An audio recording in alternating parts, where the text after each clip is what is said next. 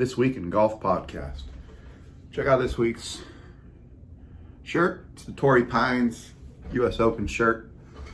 I don't know. It's a little cold in here today, so that's what I'm wearing. Anyways, Genesis Open last week, $20 million purse. Big one. That's the second elevated event in a row. They did the Phoenix Waste Management Open, and now this Genesis Open, which was also the elevated event. Kind of the biggest difference was the Genesis got a much better field, including Tiger Woods, one Tiger Woods. And I went out there. I'm in San Diego. I drove up for the day. It's about 2 hours. Drove up to see Tiger. What can I say? It was good to see the entire field, but I went up to see Tiger because, you know, the guy's 46 years old, 47 years old. He's got the bad leg.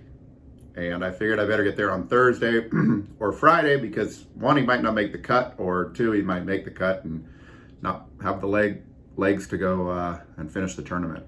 So I went up, I paid $180 for a seat. I actually got a seat, like a reserved seat on the 17th hole, which was clutch, and went up. The parking situation up there is a little weird. They have some lots and some shuttles, but I'm kind of anti-lot, anti-shuttle, or at least anti-shuttle. So I drove up, I just parked somewhere, and then I Ubered in, got dropped off at the Uber point, and then walked in. If you ever go to the Riviera tournament, the Uber drop-off point is at a junior high right near the entrance, and there is a lot in that junior high.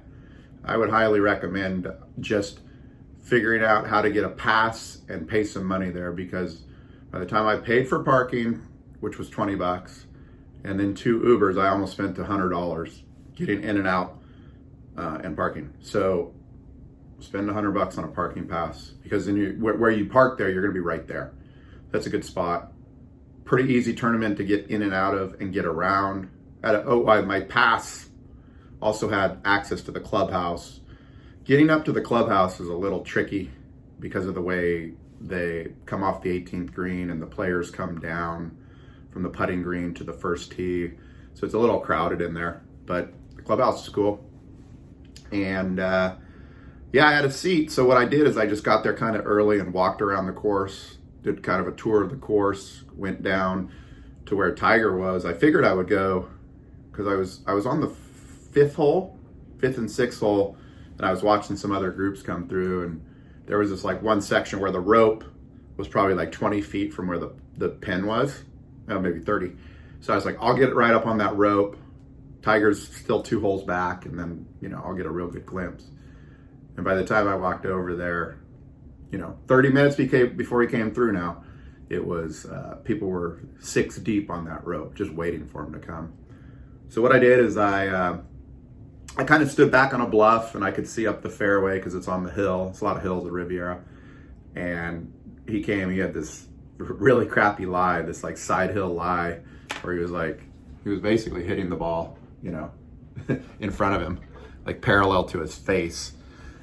And he ended up getting a par, but I saw the whole crowd of people and just, took it all in and saw the people that were there. There were celebrities in the crowd. There were, just everybody, people in outfits and, dressed as like Tiger, like Tigger from Disneyland, and there were like 4 dudes dressed in Tiger in his Sunday red. And, it was a scene. And my dad wouldn't be too happy because every time someone hit a shot, it was like, "You're the man." That one jackass that always has to yell it out. But it was cool. And it turned out being good too, because the seat I had on 17, if I went to just the top of the bleacher area, I could see off the back and see the 15th. I could actually see the 14th green, and then a real good view of that. It was kind of far, but I could see it well because I was raised up. And then the 15th tee. So I got to see him kind of hit onto the 14th green, putt, tee off on 15, wait a few holes. And then when Tiger came up, they cheered, and he hit it up there in 2. It's a par 5, and he made a crappy chip. So he had probably a 25-foot putt, but he sank the putt and made a birdie, and the crowd goes wild. It was cool. It was cool. And actually that group, I think that day Tiger birdied 16, 17, and 18. In fact, he did. That was the first day. And then Rory and Justin Thomas were in that group. So you can imagine, the people following that group just because of the Tiger, but the other two as well. And then they all birdied 18. So kind of walked in and watched that all happen and bailed. So that was cool. What a tournament, man. And Rahm, Jon Rahm, the hottest player in the world right now. Let's just chat about that. Of his rounds in 2023, he's had 24 rounds now, and 20 of them have been under 70. Under 70. So only 4 rounds he's played, he's actually shot 70 or higher. Pretty much incredible. $9.8 million he's made just this year alone. He's won 3 tournaments already. And it was kind of close. He kind of faltered a little down the stretch there. On 10 he bogeyed, and then he bogeyed again on 12. So going into 13, he's tied with Homa. And forget what happened on 13. I think they both parred it, but 14, he ends up having a 41-foot putt for birdie, and he makes it. And from that point, he doesn't look back. But I will say, actually, it's still anyone's game, right? 1-stroke lead after the 14th hole. And then on 15, everybody's kind of in trouble. Him, Homa, and Keith Mitchell are all kind of in trouble there. And Rahm ends up hitting it on the green. He wasn't in trouble, but he hits it on the green, and he's got like a 30-foot putt, and he putts it about 20 feet. He really screws up the long putt. And so he's got this like 10-footer for par, which he sinks, which is probably the long putt he makes for birdie, and then the next shot is great. But, time and again, you see these guys on the back nine under a difficult circumstance make a 12 or a 15-foot par putt. And that's exactly what he did. And then on 16, he gets up on 16, he hits it to 2 feet away from the hole, birdies that. He's got the 2-stroke lead, and he doesn't look back. Goes in, wins the tournament. I don't know, he won like $3 million on that one. So $9.8 million on the year. Dude's on fire. I did love this final leaderboard, though. It was awesome. Obviously, Rahm, and then Max Homa, who's been on fire, by the way. And he's won at Riviera before. He won at Torrey just a few weeks ago. And they say the greens at Torrey and the greens at Riviera are very similar. And so it makes sense, man. Rahm's always played good at Torrey. Homa's played good at Torrey and Riviera. Third place is Cantlay, so he's always in there. What a great putting stroke that dude has. Will Zalatoris is 4th. And then Mitchell faltered at the end. He was close. My buddy called me up. He's like, who's your dark horse? And I was like, hey, man, Mitchell's been playing good, he's been playing good the last few weeks. And he was 4 strokes back, so I didn't think there was much chance going into the day, but I think it was 2,100, bet 100, win 2,100. So I'm like, that's a good dark horse. And I'll tell you, if Mitchell could have made some putts, he would have been in there. Tigala, this guy's coming up. Hopefully he'll win soon. He's a cool guy, has a good personality, seems to be having a good time out there. Morikawa, Matt Kuchar, Jason Day, Gary Woodland. Scheffler's in there, and then my man, Harris English. I just like his swing. I think he's got a good swing. He had a great run 2 years ago and got hurt. So who knows? Maybe he'll be able to make a comeback this year and get a win. So that's Riv. Shout out to Bernhard Langer. Bernhard Langer on the senior tour won Champions Tour. Won for the 45th time. And he tied Hale Irwin, who also has 45 wins on the tour.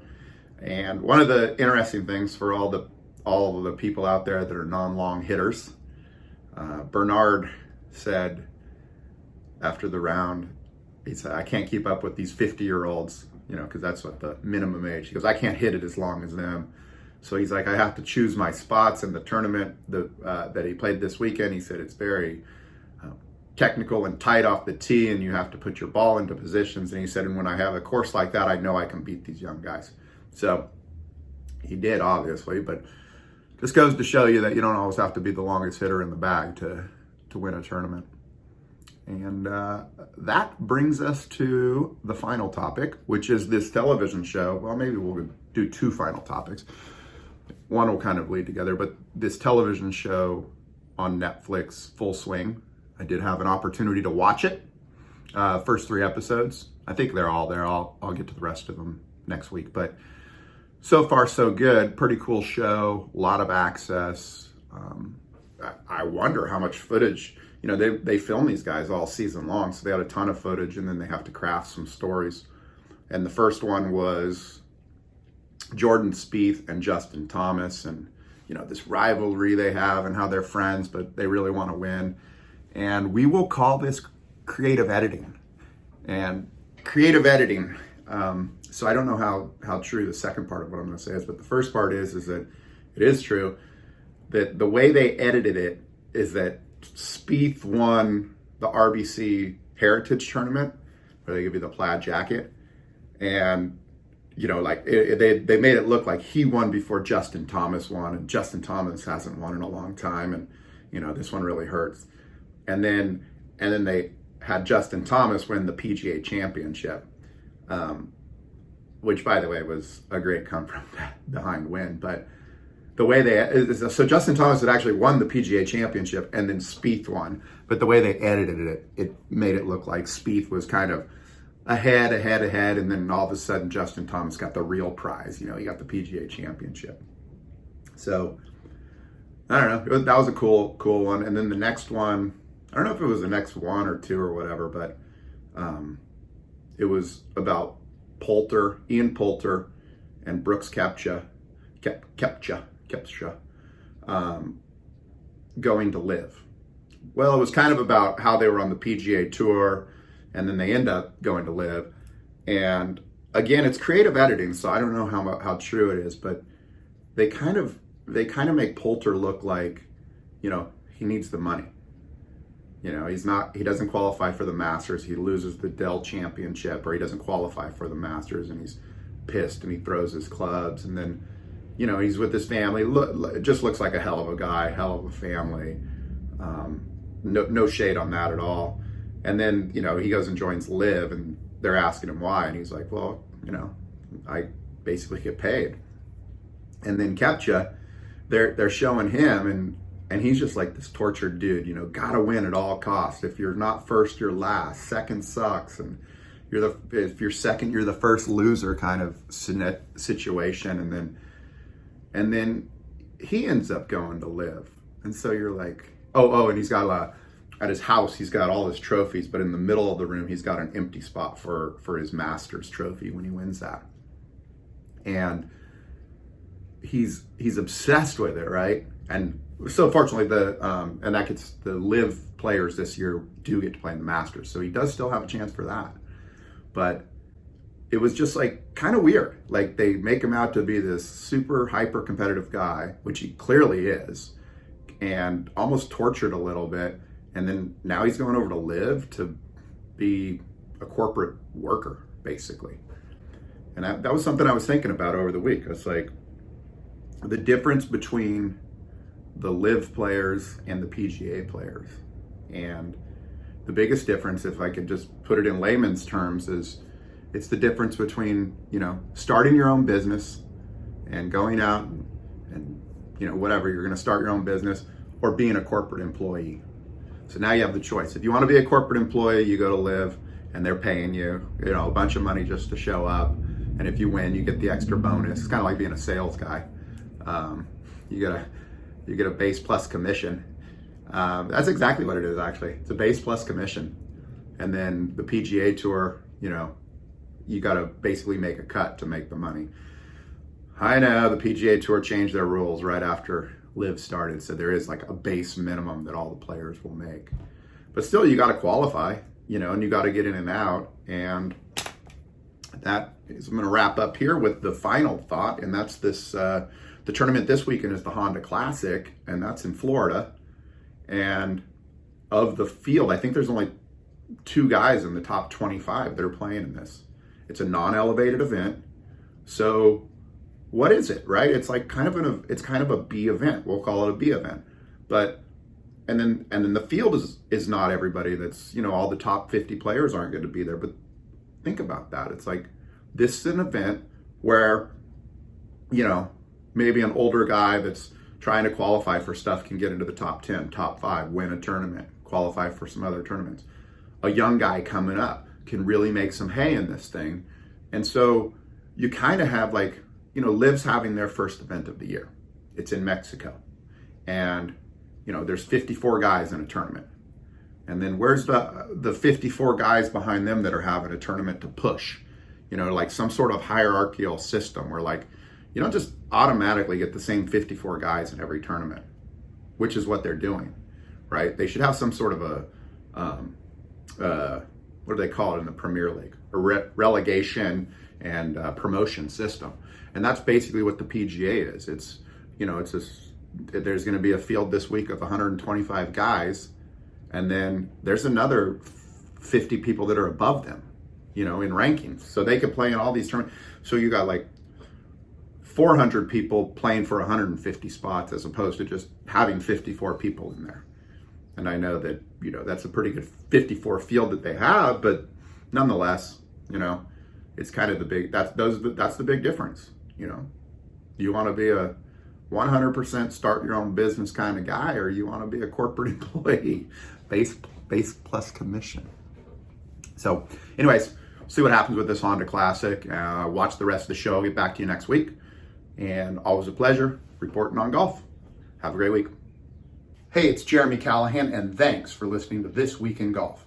Make sure and hit subscribe so you can get all the latest news and analysis from Golf BPM.